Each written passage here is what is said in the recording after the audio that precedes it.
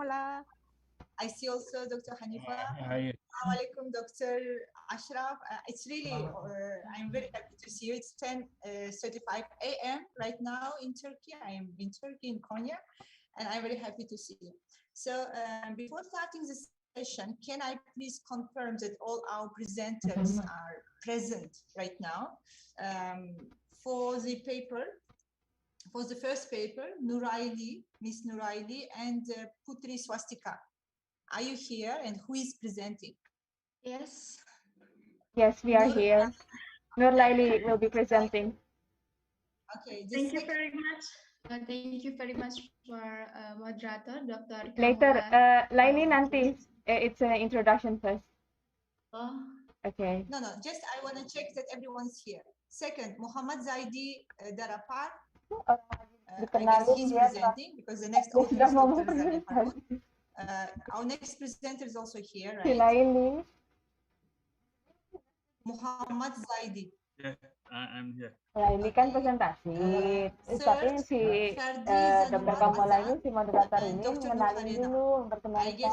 So the first presenter will be Nurlaili and presentasikan paper. Okay. Ya, karena paper ini yang buat kami.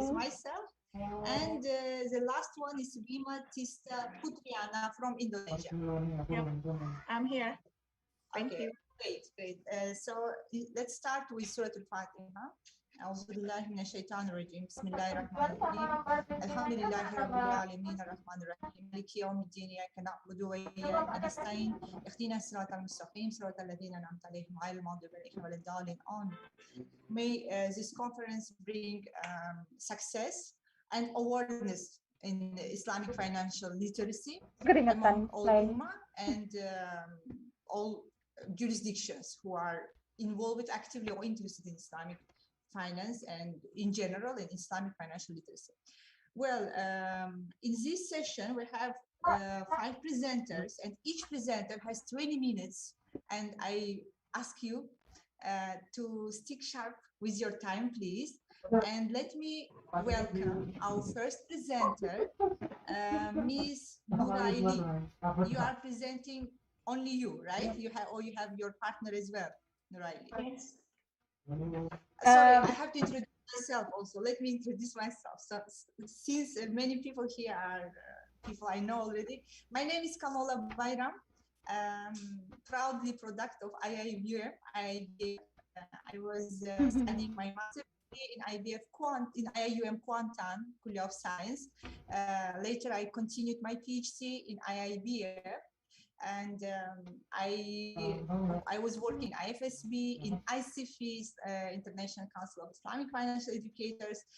Later on, I joined IIBF as an assistant professor, and then I moved to Turkey. Right now, I'm in Konya, in Kitio Karatay University, already more than 2 years. So this shortly about me. And now, please, Nurlaili. Let's start with your presentation. The title of presentation is How Middle-Low Income Muslim Group Financially Reacts in Pandemic Crisis. Please introduce yourself first, Nurlaili, before proceeding to your presentation. The floor is yours. Thank you very much for moderator Dr. Kamola Bayram and brother Muhammad Azik Arifin and brother Gulam Mortaza. Allow me to introduce myself. My name is Nurlaili. I'm from IIN Metro City, Lampung, Indonesia, and I want to will be presenting the paper. The title is How Middle-Low Income Muslim Group Financially Reacts in Pandemic Crisis.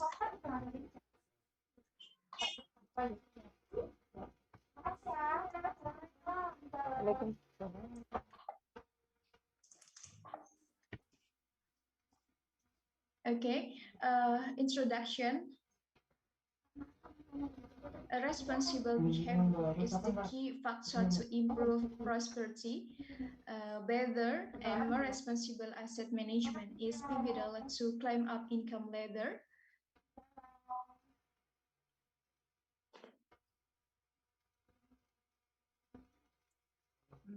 I think we cannot see the slides yet. You can continue. Please proceed, Naili. It's okay. The brother Gulam will catch up. I'm opening slide. Just go ahead with introductions. Otherwise, we will run out the time. Lanjut aja, Naili. When poor behavior causes difficulties, tasks tend to first decline in the welfare status. Next, brother. Next. All right, next. Stop. It is often observed that poor people making poor decision in asset management. The poor decision is indicted by poor cash management, heavily in the debt of the segment possess fixed asset that he or she will attempt to liquidate or put it as collateral in the finance institution or money lenders. Poor financial behavior is a common get to a vicious debt trap, particularly during pandemic times like today. Next, the leader of study indicated that there are at least three factors influencing a financial decision. They are financial literacy, attitude, and locus of control. Financial literacy or illiteracy has a serious implication on the decision to impart a responsible or ineffective financial behavior. Low financial literacy would result in a careless financial decision and ultimately to a debt trap and poverty. A recent study by Indonesia Financial Service Authority or OJK showed that financial literacy is still low, so indicating a linear relationship between financial literacy and financial behavioral problem in developing country. And the second factor influencing behavior is financial attitude. Financial attitude relates to one's inclination towards certain issue based on moral, culture, and personal opinion. By a default, where financial attitude in negligence on asset management would result in poor financial decision or even to a debt trap. And the third factor affecting behavior is locus of control that describe internal motivation and pre-reverence influence. Middle income Muslim group living in the suburb area are tended to see their neighbors as the favorite source of reverence. This segment will likely to be provoked by consumptive motive and consider the trap as common. The situation is now getting worse due to pandemic crisis. Next, brother, next. And then in a suburb area of West Hadimulyo, Metro City, majority of households are in the debts.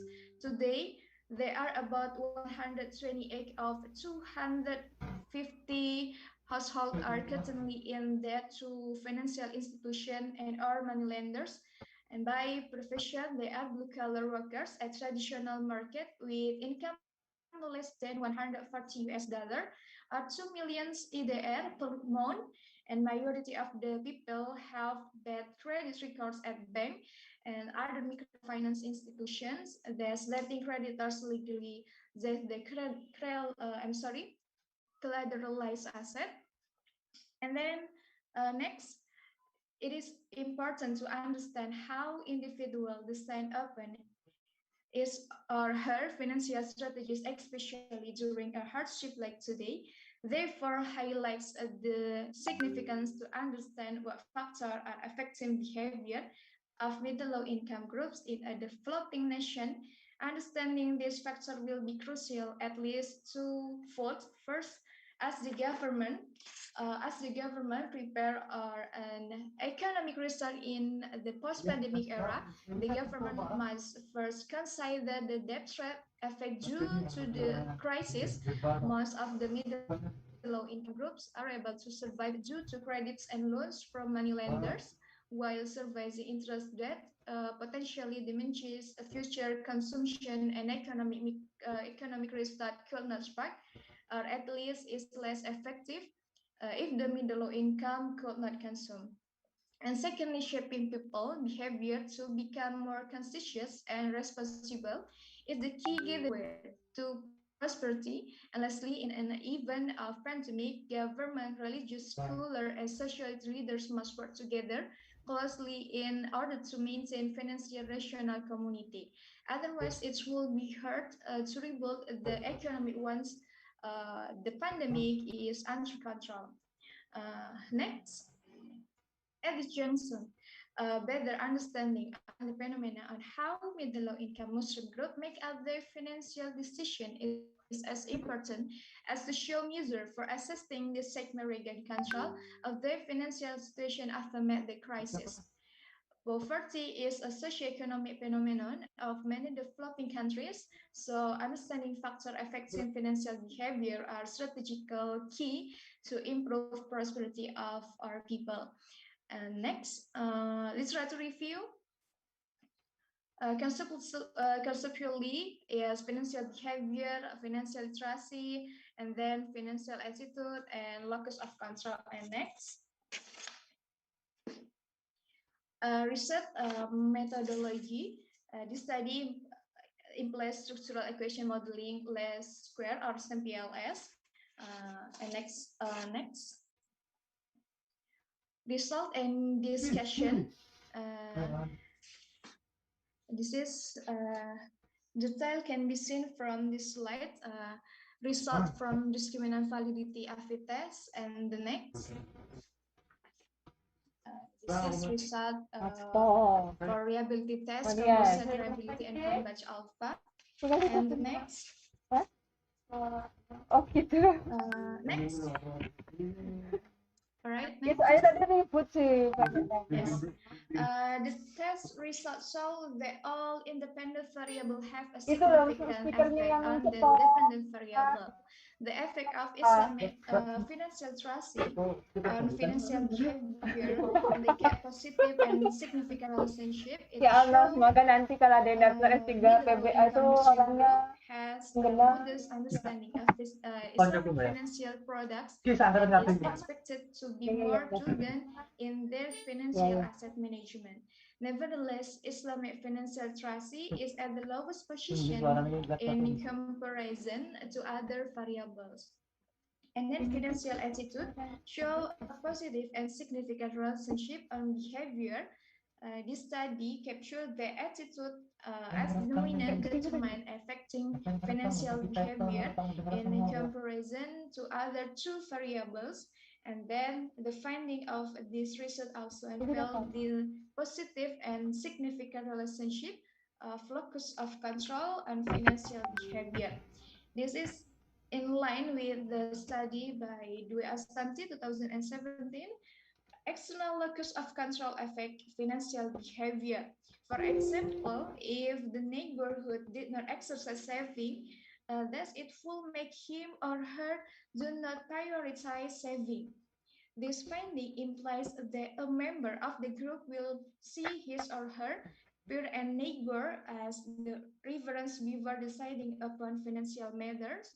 And nevertheless, the study found that the effect of locus of control affecting financial behavior stay at the second position after the attitude. Considering that this study is undergone, I'm sorry, next slide. All right. Considering that this study is undergone during a pandemic and economic recession, it became more apparent that improving literacy for the middle-low income group is not enough. Pandemic and economic recession impair the efficacy of knowledge on one decision on financial strategies. This does not necessarily imply that people become irrational during difficult time. As yet, positive relationship between the variables still exists, and however, the result of the study confirmed that people from this group tend to be less rational in managing and making strategies. And then the effect of the less rationality on behavior is often underrated at the moment of crisis. Less rationality tend to force this group into a vicious debt cycle that might jeopardize this group economic position once economic is restored. The middle income group are the first to take loans from landlords the interest payment to capital owners afterwards. In other words, out an outflow of cash from this group, consumption in front of interest payment is expected. This situation will give a slow recovery if government and policymakers did not take any action now in correcting the capital accumulation problems. And the next conclusion, yes, the fact that this community understand financial product, the attitude and locus of control play significant and positive role in shaping behavior. It explains the debt threat phenomena that these treatments still look upon subjective personal judgment and behavior of other believer deciding to take a loan either from the financial institution or money lenders. And this study suggests at least one policy recommendation that is for government and policymakers to examine and to set up mechanism based on Islamic financial structure that are potential to absorb or to make things better the risk of middle low income Muslim group while also undertaking a series of financial literacy program to enhance and to enforce people's knowledge on financial instrument and its social implication. And Islamic financial structure such as zakat, infaq, or sadaqah and wakaf, among others, are instrument of redistribution that are trusted to improve the current capital accumulation problem. Thank you. That's all my presentation. Thank you so much. Thank you very much, dear Nurlaili. Very interesting presentation, very timely. And indeed, Islamic financial literacy, we also conducted some research here in Turkey. It shows that people with less, who has less IFL level, tend to get more loans, unnecessary loans. They struggle more financially during COVID-19, this pandemic, and in general, they cannot save for the future, they cannot plan. Also, another problem I will present today in my presentation, when it comes to the share, like customers who are shifting from conventional banks to Islamic banks in Turkey, we find that those with higher level of IFL, Islamic financial literacy, tend to prefer Islamic banks more. So Islamic financial literacy is not really a very wide concept, which really deserves attention from worldwide.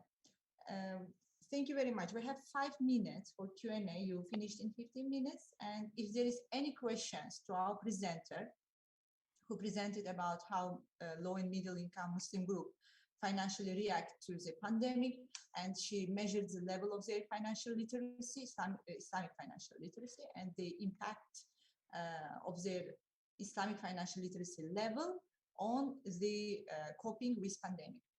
Dr. Any questions? Dr. Kamula? Yes. Can I add just 1 minute for adding up my colleagues Nurlaili?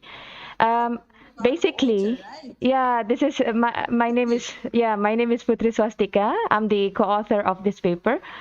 So basically, the idea of this paper, which has been presented by Nurlaili, is about the attitude of the middle low income Muslim group who are currently indebted, and they are indebted because there's no source of income during this pandemic crisis. So the attitude of the middle low income Muslim group has to be, there is an urgency to be corrected in terms of a future. You know, we are thinking about future right now. What happens if the pandemic is over? They are heavily indebted because of the pandemic, and the government spur the money in terms of cash subsidies and etc. So, but those cash subsidies and social networks and whatnot, the wakaf, the zakat, and everything, given to to this group, to this middle low income groups, will only be good to use to service the debt, because they are now in debt threat. The pandemic has made them to be indebted. So that was the case. So in order to reform, restart the engine of the economic growth post pandemic, the first priority that government must be given is to correct their attitude, to correct their attitude, because we check, we are using three angles, the literacy, the attitude, and also the peer reference, the locus of control. And we show that attitude is as the dominant factor. So we have to correct the attitude of the poor before thinking about putting them into the financial inclusion, before putting them into financial services. So that was the actually the main gist for this paper, Dr. Kamala. That's You my mean the 1 minute. Thank you. financial attitude, right? Actually, Yes. yes, research shows that giving financial knowledge is not enough unless Yes. you are converting this into the attitude. Only when people Exactly. start to adopt it as a behavior, only then it can be really effective. Thank you very Exactly. much, Exactly. Ms. Putri. Exactly. Thank you. Yeah, any questions? It's very interesting study. It's very interesting study. And do you have any recommendation for the government how give this positive financial attitude? Is there any ways? For example, in Pakistan, they have very nice platform set by central bank. The name is Pompac. It's application which teach people financial literacy, not only Islamic, in general financial literacy. Do you have any recommendations in this paper? Uh, Or you we in this paper we briefly mentioned about coordinations among the government and also the scholars, the academicians, the tripartite policy or recommendations for this three parties. That there must be a program aimed to help these people in order to correct their attitudes towards debt. Because once you are in debt, uh, then you will be forever in debt. This is their case. This is their case. The case is that they are now in debt and they will be forever in debt. Uh, so they have to correct. So the three the government with the regulators and the scholars, the Sharia scholars with the the speech, the ceremony, the approach. There's a distinctive approach of the Sharia scholars and also as well as the academicians. We have to come in hand, then try to persuade them, try to hand in hand with them, sort of like educate? Bangladeshi way of poor banks, bank for poor. And just have this one-in-one coordinations, because I mean these people cannot be touched unless by heart, unless by you see is believing. This type of segment is kind of see You is need to see. Yeah, you really need to get in touch with them. Basically, that was the part of the recommendations from this paper. And I would also highlight about the importance of financial literacy for kids, especially.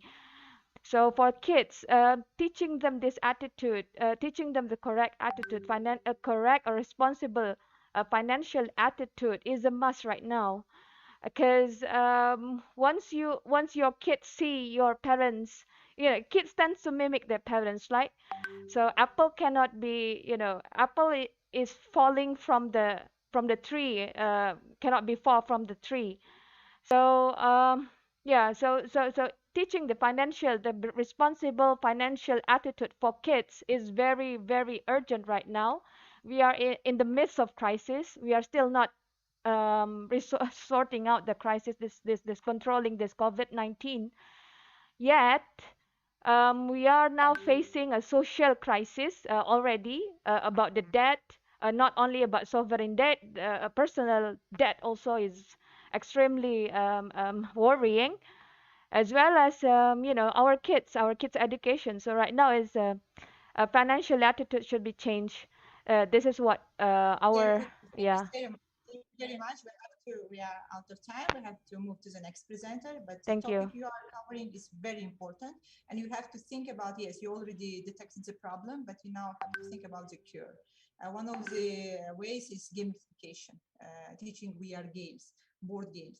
Well, we are moving to our second presenter from IIUM, Mr. Muhammad Zaidi Darapar. I guess he's presenting, and his co-author is Dr. Razali Harun.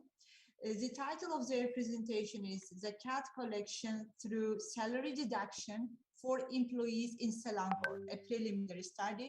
This topic is most asked from my students. I would love to learn from you. We have a lot of questions here. Can we deduct zakat from salaries or not? What about the nisab? And so on and so forth. Please, Mr. Muhammad Zaidi, the floor is yours. Start with self-introduction.